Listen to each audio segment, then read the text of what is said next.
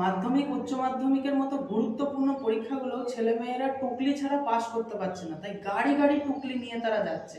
আবার এই রকম ছেলেমেয়েরাই দেশের ভবিষ্যৎ। ভয়াবহতাটা বুঝতে পারছেন? আজকাল নার্সারি কেজি ছোট ছোট ছেলে মেয়েদের অবধি বাবা মায়েরা নিজেরা পড়তে বসায় না, তাদেরকে একটা করে হোম টিউটর দিয়ে তারা একদম নিশ্চিন্ত।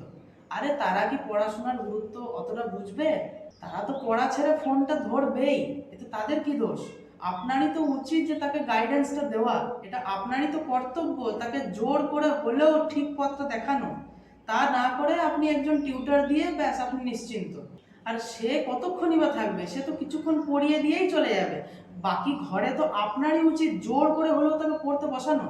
তাকে ছোটবেলা থেকে ভালো ভালো চিন্তা ভাবনা, ভালো ভালো লিটারেচার, সংস্কার সমস্ত কিছু দিয়ে একটা মানুষের মতো মানুষ তৈরি করা তো আপনারই দায়িত্ব। সেখানে আপনি যদি বলেন যে আপনার সন্তানের জন্য আপনার নিজেরই সময় নেই, তাহলে এটা আপনার না, এটা সমাজের দুর্ভাগ্য। এটা সেই সন্তানটার দুর্ভাগ্য যে একটা পিতামাতা থাকতেও সে অনাথের মতো বড় হচ্ছে।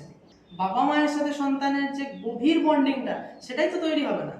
সুতরাং আপনার সন্তানের প্রতি আপনি যত্নশীল হন, সময় থাকতে সচেতন হন।